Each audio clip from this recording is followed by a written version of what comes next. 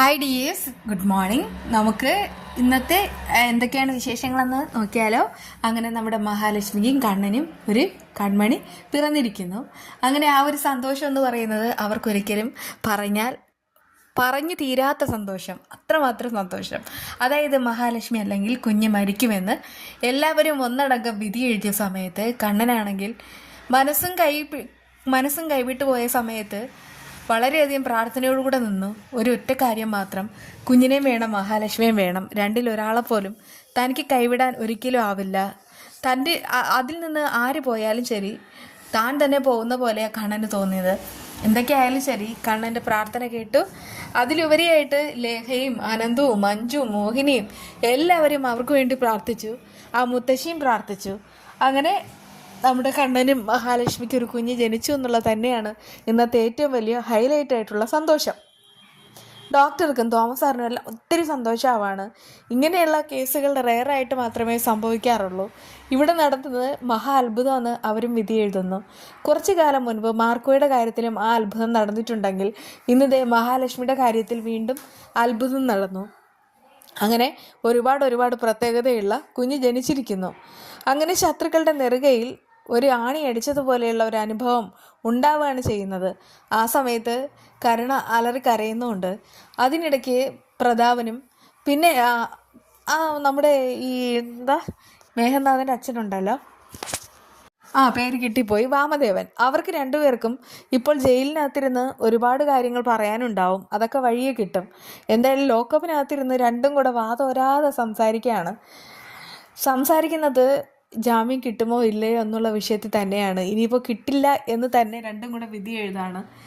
ഒരുപാട് കാലം കണ്ണനെയും മഹാലക്ഷ്മിയും വെള്ളം കുടിപ്പിച്ചവർക്ക് ഇനി നന്നായിട്ട് വെള്ളം കുടിക്കാനുള്ള അവസരം കണ്ണനായിട്ട് തന്നെ ഒരുക്കി കൊടുത്തിട്ടുമുണ്ട്. ഇനി അകത്ത് കിടന്ന് കുറേ കാലം അനുഭവിക്കട്ടെ. ഇനിയിപ്പോൾ വലിയതായിട്ട് ജീവിതമൊന്നും അവരുടെ മുന്നിൽ ബാക്കിയില്ല. അവരുടെ കാലം കഴിക്കുന്നത് അവിടെ വെച്ച് തന്നെയാകും. ഇതിപ്പോൾ സീമന്തിരിക്കും വലിയൊരു തിരിച്ചടിയായി മാറിയിരിക്കുകയാണ്. പ്രത്യേകിച്ച് സ്വാതിയുടെ വിവാഹം എന്ന് പറയുന്നത് അവരുടെ സ്വപ്നമാണ്.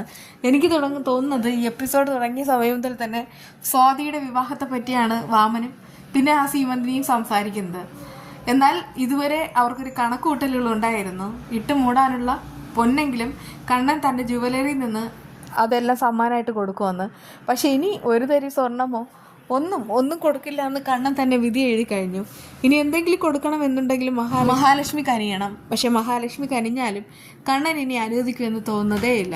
അതേസമയം മുത്തശ്ശിയാണെങ്കിൽ ഈ കരുണയോട് പറയുന്ന ഒരു കാര്യമുണ്ട്, മോളെ, ഒരു കാരണത്തിന് അവർക്ക് ജാമ്യം കിട്ടാതിരിക്കുന്നതാണ് നല്ലത്. കാരണം മാർക്കോടെ കയ്യിലെങ്ങാനും അവരെ ഇപ്പോൾ കിട്ടിയാൽ അതോടുകൂടെ തീർക്കും. മാമന്റെ കാര്യത്തിൽ എനിക്ക് ഒരു പേടിയില്ല. പക്ഷെ അതുപോലെയല്ല പ്രതാപന്റെ കാര്യം. ആ സമയത്ത് അത് കേട്ട് കരയാണ്. കരുണ പറയുന്നുണ്ട്, മുത്തശ്ശി, ഇതിപ്പോൾ എനിക്ക് എന്ത് ചെയ്യണമെന്ന് പോലും അറിയാത്തൊരവസ്ഥ. എൻ്റെ കൂടെ ഈ സമയത്ത് നിൽക്കേണ്ട എൻ്റെ ഭർത്താവാണെങ്കിൽ മാറി നിൽക്കുന്നു. അതുപോലെ തന്നെ അച്ഛനാണെങ്കിൽ ജയിലിലേക്ക് പോകുന്നു. പിന്നെ ആകെയുള്ളത് മുത്തശ്ശി മാത്രമാണ്. ഇതിനിടയ്ക്ക് മോഹിനിയും വന്നിട്ട് കരുണയ്ക്ക് വീട്ടിൽ വെച്ച് നല്ലത് കൊടുക്കുകയാണ് കേട്ടോ. എല്ലാം കൊണ്ടും അവൾക്കൊക്കെ ഭ്രാന്ത് പിടിക്കുകയാണ്. അപ്പോഴും മുത്തശ്ശി പറയുന്ന ഒരു കാര്യമുണ്ട്, മോളെ, എന്തായാലും നിന്നെ ആരൊക്കെ തള്ളിപ്പറഞ്ഞാലും ഞാൻ കൂടെ ഉണ്ടെന്ന്. അല്ലെങ്കിലും ആ സ്ത്രീക്ക് ഒരാൾ മാത്രമേ മകളായിട്ടുള്ളൂ, അത് മഹാലക്ഷ്മി. ഞാൻ അവരുടെ ആരുമല്ല എന്നൊക്കെയാണ് കരുണ ഇങ്ങനെ വളരെയധികം വിഷമത്തിൽ പറയുന്നത്. സ്വന്തം അമ്മ തന്നെ അവളെ തള്ളിപ്പറയുന്ന ഒരവസ്ഥ അവളായിട്ട് തന്നെ ഒരുക്കി തീർത്തതാണ്. അങ്ങനെ അവളുടെ ജീവിതം അങ്ങനെ. അതേസമയം ഈ ഒരു ഗ്യാപ്പിൽ, അതായത് മഹാലക്ഷ്മി പ്രസവിച്ച ആ ഒരു സന്തോഷത്തിൻ്റെ ഗ്യാപ്പിൽ കണ്ണൻ എല്ലാം മറക്കൂന്നാണ് ദുർഗ കരുതുന്നത്. ദുർഗ കണ്ണനോട് പറയുന്ന ഒരു കാര്യമുണ്ട്, മോനെ, ഇവൻ്റെ ഭാര്യ, ഉണ്ണിയുടെ ഭാര്യ കരുണയും പ്രഗ്നൻ്റ് ആണ്. അത് കേട്ട് ഈ കണ്ണൻ ചോദിക്കുന്ന ഒരു കാര്യമുണ്ട് അതിന് എന്ന്. സാധാരണ ഇപ്പോഴത്തെ ട്രെൻഡാണല്ലോ, എന്തെങ്കിലും ഒരു വലിയൊരു കാര്യം പറയുമ്പോൾ അയിന് എന്ന് പറഞ്ഞിട്ട് ആ ഒരു കാര്യം എന്താ അതിനെ അങ്ങോട്ട് ഒന്നും അല്ലാതാക്കും. അതുപോലെ തന്നെയാണ് ഇവിടെയും. കണ്ണനാണെങ്കിൽ അതിനെ ഒന്ന് ദേഷ്യത്തിൽ തന്നെ പറയുന്നുണ്ട് കേട്ടോ. അത് കേട്ടിട്ട് അവർ രണ്ടുപേരും ഞെട്ടിത്തരിച്ച് നിൽക്കുകയാണ്. അതെ, അത് തന്നെ സത്യം.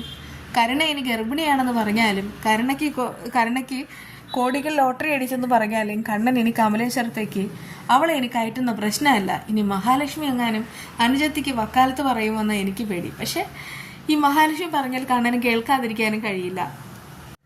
പക്ഷെ കരുണ അവളവിടെ കൊണ്ടുവന്നു കഴിഞ്ഞാൽ അവൾ വീണ്ടും മറ്റെന്തെങ്കിലും ചെയ്യും. ആ കുഞ്ഞിന് ഒരു സമാധാനം കൊടുക്കില്ല. അതുകൊണ്ടൊക്കെ തന്നെ അവൾ അവിടെ തന്നെ നിൽക്കുന്നതാണ് അതിൻ്റേതായിട്ടുള്ള ഭംഗി. എന്തായാലും കണ്ണൻ്റെ മുന്നിൽ കുഞ്ഞ് ജനിച്ചതിന് ഉണ്ണിയും ദുർഗയെല്ലാം സന്തോഷിക്കുകയാണ്. എന്നും ഇങ്ങനെയൊക്കെ നടന്നാലും മതിയോ? എന്നെങ്കിലും ഒരിക്കൽ ഒന്ന് നല്ല കാര്യം ചെയ്യണ്ടേ? അല്ലെങ്കിൽ പിന്നെ ജീവിതം എന്ന് പറയുന്നത് ഒന്നും അല്ലാതായി പോകും. അതുകൊണ്ട് തന്നെ ഇനിയിപ്പോൾ ദുർഗയ്ക്കും ഉണ്ണിക്കും നന്നാവാൻ പറ്റിയ ഒരു അവസരം വന്നിട്ടുണ്ട്. സത്യങ്ങളൊക്കെ അവരെ അങ്ങോട്ട് അറിയിക്കുക. അതായത് ഇതുവരെ സ്നേഹിച്ചതും വിശ്വസിച്ചവരും എല്ലാം തങ്ങളെ ചതിച്ചു. പ്രത്യേകിച്ച് ആ പ്രതാപൻ്റെ കാര്യം. പ്രതാപനാണ് അച്ഛൻ്റെ കൊലപാതകി എന്ന് അവരറിയണം. രണ്ടാമത് കരുണയ്ക്കും ഈ ഒരു രഹസ്യം അറിയാമായിരുന്നു. അതും ഉണ്ണി അറിയണം, ദുർഗയെ അറിയണം. പിന്നെ വാമദേവൻ എന്ന് പറയുന്ന ചതിയനെ വിശ്വസിച്ചു. പക്ഷെ വാമദേവൻ സ്വന്തം പെങ്ങളുടെ താലി അറുത്തു. ആ ഒരു കാര്യവും അറിയണം. അതോടുകൂടെ അവർ നല്ലൊരു രീതിയിലേക്ക് വരുമെന്ന് നമുക്ക് പ്രതീക്ഷിക്കാം. ദുർഗയും ഉണ്ണിയും അവരാണെങ്കിൽ അവരുടെ സ്വഭാവം മാറാതെ എവിടെ പോകാൻ. ആ സമയത്ത് മഹാലക്ഷ്മി ആയിരിക്കും അവർ അംഗീകരിക്കാൻ പോകുന്നത്. അതുകൊണ്ട് തന്നെ കരുണയ്ക്ക് അവിടെ സ്കോപ്പില്ല കേട്ടോ. കണ്ണനാണെങ്കിൽ ഈ ഭൂലോകം പിടിച്ചടക്കിയ സന്തോഷത്തിലാണ് നടക്കണേ. കാരണം തനിക്കൊരിക്കലും ഒരു വിവാഹം സാധ്യമല്ല എന്ന് പോലും മറ്റുള്ളവർ വിധി എഴുതിയ സമയത്ത് തങ്കം പോലെയുള്ള ഒരു പെണ്ണിനെ കിട്ടി, മഹാലക്ഷ്മിയെ.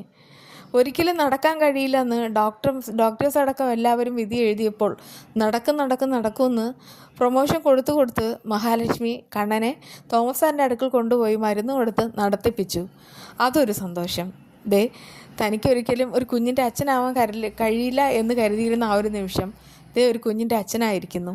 അങ്ങനെ ഒരുപാട് സന്തോഷങ്ങൾ കണ്ണൻ്റെ ജീവിതത്തിൽ വരുമ്പോൾ കണ്ണൻ അങ്ങനെ മറന്നിരിക്കാനായിട്ട് കഴിയുകയുള്ളൂ. അതേസമയം മാർക്കോയെ വിളിച്ച് കാര്യങ്ങൾ അറിയിക്കണമെന്ന് മാത്രമാണ് കണ്ണൻ ആഗ്രഹം. മാർക്കോ വന്നു കഴിഞ്ഞാൽ കളി മാറും. പിന്നെ കരുണയ്ക്കും മുത്തശ്ശിക്കും പിന്നെ ജീവനോടുകൂടെ പുറത്തിറങ്ങാനായിട്ട് കഴിയുകയില്ല. അവരുടെ കാര്യത്തിൽ മാർക്കോ തന്നെ തീരുമാനമാക്കും. പ്രത്യേകിച്ച് മഹാലക്ഷ്മിയെ തള്ളിയിട്ട കേസ് അത് പെൻഡിങ്ങിൽ കിടക്കാണ്. അത് കരുണയ്ക്ക് കിട്ടാൻ പോകുന്ന വമ്പൻ തിരിച്ചടി അതും കിടക്കുന്നുണ്ട് കേട്ടോ. എന്തായാലും ഈ കരുണ പ്രഗ്നൻ്റ് ആയത് നല്ല സമയത്താണ്. അതായത് തിരിച്ചടിയിൽ കിട്ടുന്നതോടൊപ്പമാണ് അവൾക്കൊരു ചെറിയൊരു പ്രൊമോഷൻ കിട്ടിയത്. പക്ഷെ പേടിക്കേണ്ട, അതിലും ഒരു തീരുമാനമുണ്ടാകും. എന്നാൽ കണ്ണനാണെങ്കിൽ കുഞ്ഞിനെയും അമ്മയെയും കാണാതിരിക്കാൻ കഴിയുന്നില്ല. ഭയങ്കര സന്തോഷമാണ്. അതുകൊണ്ട് തന്നെ ആൾ ഹോസ്പിറ്റലിലേക്ക് വരണം. ഹോസ്പിറ്റലിലേക്ക് വരുന്ന സമയത്ത് മഹാലക്ഷ്മി എന്ത് പറയണമെന്ന് അറിയാതെ കയ്യിലേക്ക് തൊടുകയാണ്. കണ്ണനും അങ്ങനെയൊക്കെ തന്നെയാണ്. ഇന്നലെ രാത്രി കണ്ണേട്ട ഉറങ്ങിയില്ലല്ലോ എന്നൊക്കെ മഹാലക്ഷ്മി ചോദിക്കുന്നുണ്ട്.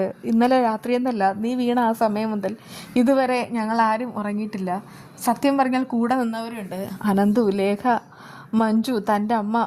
അവരോടൊക്കെ എങ്ങനെയാണ് നന്ദി പറയേണ്ടതെന്ന് എനിക്കറിയില്ല. മഹാലക്ഷ്മി പറയുന്നുണ്ട്, ഇനി നമ്മൾ എങ്ങോട്ടാണ് പോണേ? വീട്ടിലേക്കാണോ അതോ ലേഖയുടെ വീട്ടിലേക്കോ? കാരണം പറയുന്നുണ്ട്, നമുക്ക് കമലേശ്വരി വീട്ടിലേക്ക് തന്നെ ചെന്ന് കയറണം. അതിനിടയ്ക്ക് കുഞ്ഞിനെ എടുക്കുകയും ലാളിക്കുകയും ഒക്കെ ചെയ്യുന്നുണ്ട്. അതെ, ഈ ഒരു സന്തോഷത്തിൽ നോക്കിക്കോ, ഉണ്ണിയും വരും. അങ്ങനെയാണെങ്കിൽ അവരുടെ ജീവിതം ഇരട്ടി സന്തോഷമാവും.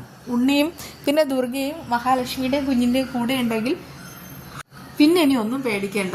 നിങ്ങൾക്ക് വീഡിയോ ഇഷ്ടമായെങ്കിൽ ഒന്ന് ചാനൽ സബ്സ്ക്രൈബ് ചെയ്യുക.